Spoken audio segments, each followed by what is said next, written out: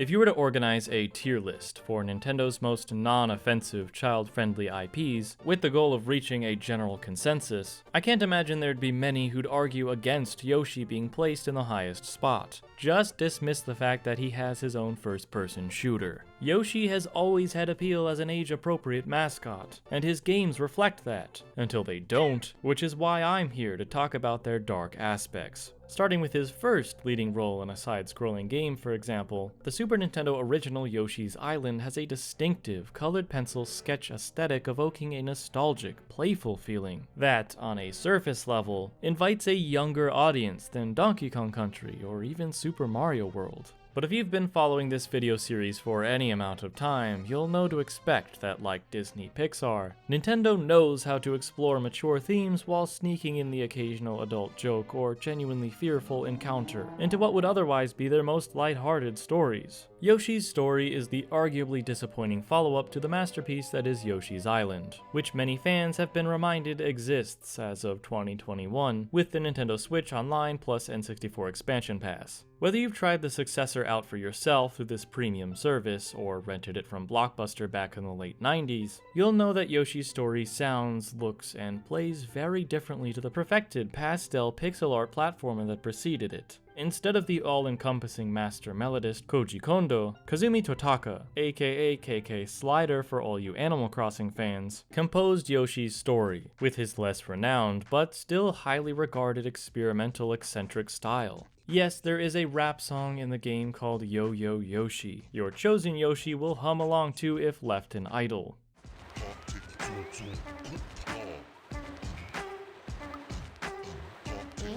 The music is even adaptive, so if Yoshi is incredibly unhappy, for example, his voice, as well as the background theme, will slow down to a lower pitch to reflect that. Totaka even provided a new pseudo-baby voice for Yoshi that stuck with the character ever since, but helped cement the idea that this game was a more child-oriented experience. The visuals opt for a whimsical pop-up book presentation. The in-game universe explanation is that Baby Bowser, that's Bowser as an infant, not Bowser Jr., transformed the island into one with a curse. It's an arts and crafts motif that'd be fully explored for later entries in the series like Woolly and Crafted World. The main reason self-proclaimed mature gamers dismiss this title, though, is the shorter length and far lower difficulty, if you're not going for a melon-only run. So how does this softer, easier game, where you play as baby Yoshis to try and put a stop to a baby tyrant, warrant its own dark aspects episode? Well, to start, failing at it. To be honest, this flower that denotes Yoshi's health and happiness kind of scared me as a kid, since its warmer colors and beaming smile turn to a cold blue with a fear of death frown the more hits Yoshi takes. When all of its petals are gone, the once fully blossomed flower shakes miserably, with dilated pupils, because it knows taking any more damage means demise.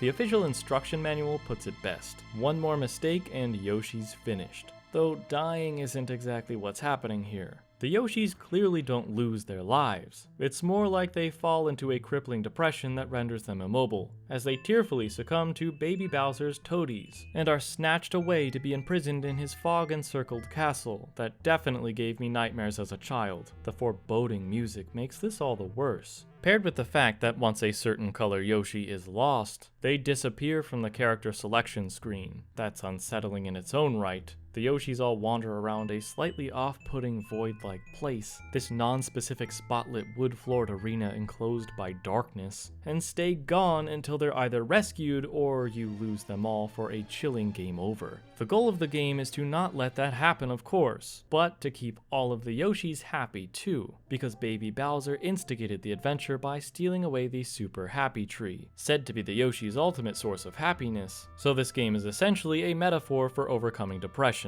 And that means Baby Bowser is a manifestation of the Yoshi's inner demon. If only it were this easy to vanquish in real life.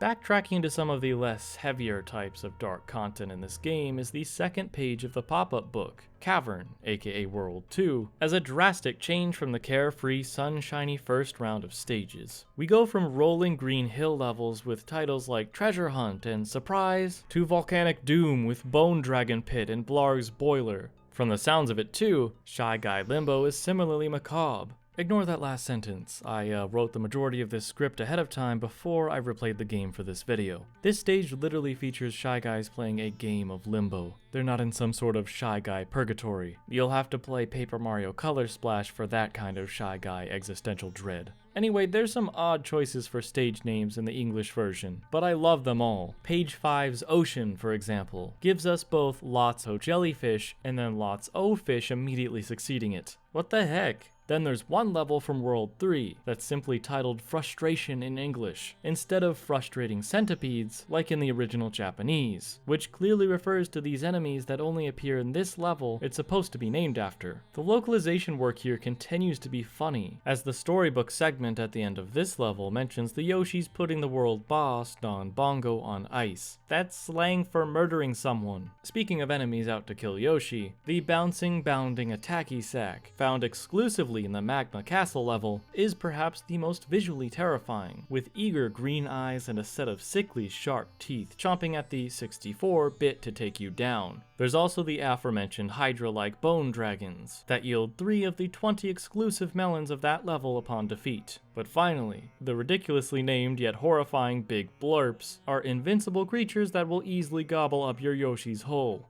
Not everything that's dangerous to the baby Yoshis look this menacing though. There are plenty of inconspicuous yet fatal creatures lurking around the island, like the tee-hee butterfly, an insect that cycles between 2 different colors, pink and blue. If your Yoshi eats it while it's a warmer hue, health will be recovered, but if the thing's on the cooler side of the spectrum when consumed, health will be lost due to its apparently extreme bitterness. I think that I too can relate to this. I recently drank some bottom-of-the-pot gas station coffee, and I'm pretty sure it was a near-death experience. An actual lethal liquid in the game any Yoshi can collapse from just by touching it is the sentient Dewdrop, with its penetrating red-eyed stare. On a somewhat unrelated note, I don't quite understand the nature of these blindfold boos. Is this species of boo actually blind with enhanced hearing? Or were they perhaps bored of being regular boos and wanted to make things more challenging for themselves by donning blindfolds? Whatever the case, these baddies appear exclusively in the Ghost Castle level, as is the case with the Ghost Riders. Yes, that is their actual name. You can again thank the English localization team for that, as their Japanese name simply translates to fluffy.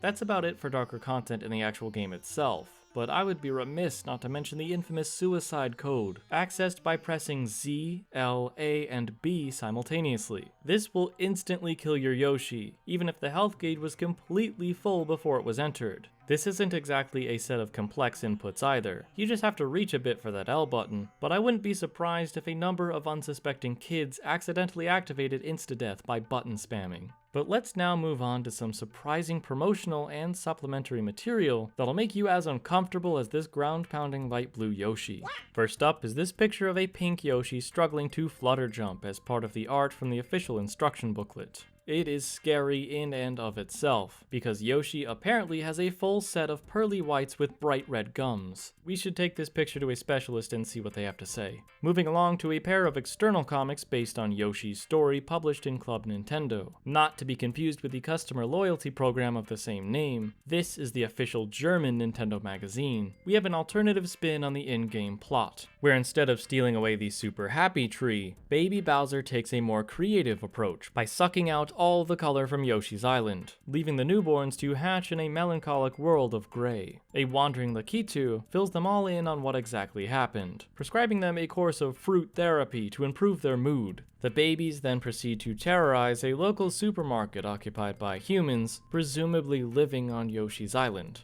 In this interpretation at least, we coexist with the Yoshis. Stars like Oprah are even mentioned by name when the Baby Yoshi clan is interviewed on a televised talk show to publicize their plight, and bring back the literal color to people's lives. At one point in the comic, Baby Bowser says bollocks, which means something like nonsense, but is also British slang for testicles, while the Yoshis amusingly utter yosh darn it. In the Song of the Yoshis special comic, the red Yoshi promises to ride a skateboard to hell and back, while the yellow Yoshi disappoints his mother by taking a jet plane straight to Woodstock. Prepare yourselves though, as things take a more serious turn, after the introduction of this big-bosomed beach lady of course, as the entire second comic centers around bigotry, when the rainbow-colored Yoshis initially don't want to play with the black Yoshi because he looks and acts different. So whether you wanted it or not, a Yoshi comic that unabashedly tackles the delicate, very real-world topic of racism exists. This was my reaction reading it all for the first time. As you'd expect, the story ends with all prejudice being forgotten, while the Yoshis share a cool glass of multivitamin juice, instead of passing around a peace pipe, because Yoshis are all strictly non-smokers, of course, while swapping stories of the unique discrimination each one of them faces based on their individual colors, like the green Yoshi being mistaken for a cactus, and made fun of when he tripped and fell into a thorn bush. I'm sure that was something you never expected to see when you clicked on this video. It's a type of story Nintendo would never revisit nowadays, at least not so blatantly with their Keystone mascots, thankfully preserved and immortalized on the internet, courtesy of these lovely video game media archivists. For more incredibly obscure Nintendo facts and surprising trivia like this, please check out some of my other video essays in the Dark Aspects series and beyond. They'll all be listed in the description of this video. Thank you to anyone who's made it to the end here. I have plenty of new Dark Aspects episodes in the pipeline, so stay tuned for that, and I'll see you all next time. Hop, boom.